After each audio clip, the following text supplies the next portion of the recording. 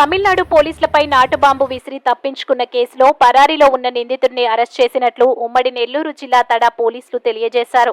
ఈ సందర్భంగా Sullurpeta CI Muralikrishna తడా police స్టేషన్లో మీడియా సమావేశం నిర్వహించి వివరాలు వెల్లడించారు. 2021లో తడాలోని స్మార్ట్ సిటీ హోటల్ వెనుకలో ఒక ఇంటిలో ఉన్న పాత కేసుల్లో నిందితులను తమిళనాడు మధురవాయల్ పోలీస్ స్టేషన్కు చెందిన 3 పోలీసులు పట్టుకోవడానికి వెళ్లగా వారిపై నాటు బాంబును విసిరివేయగా అది పేలడంతో అక్కడున్న పోలీసులు కొంతమంది స్థానికులకు గాయాలు కాగా 9 మంది నిందితులు పరారయ్యారు.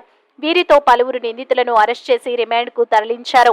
ఈ క్రమంలో ఈ బాంబు దాడిలో నిందితుడిగా ఉన్న తిరువల్లరుకు చెందిన వర్గీస్ జోసెఫ్ వర్గీస్ను తడా రైల్వే స్టేషన్ ప్రాంతంలో పట్టుకున్నట్లు తెలిపారు. ఇతని మీద మాధవరం పోలీస్ స్టేషన్, చెన్నై నందు ఒక మర్డర్ కేసు మరియు హత్యాయత్నం కేసులు ఉన్నాయని తెలిపారు. పై కేసులో పరారీలో ఉన్న పై ముద్దాయిని పట్టుకోవడంలో ప్రతిభ కనబరిచిన సూళ్లూరుపేట సీఐ మురళీకృష్ణ, తడా ఎస్ఐ కొండపనాయుడు మరియు సిబ్బందిలను నాయుడుపేట డీఎస్పీ చెంచుబాబు అభినందించారు. ఈరోజు వర్గీస్ని తడాలో రైల్వే స్టేషన్ దగ్గర అరెస్ట్ చేయడం జరిగింది. దీనికి సంబంధించి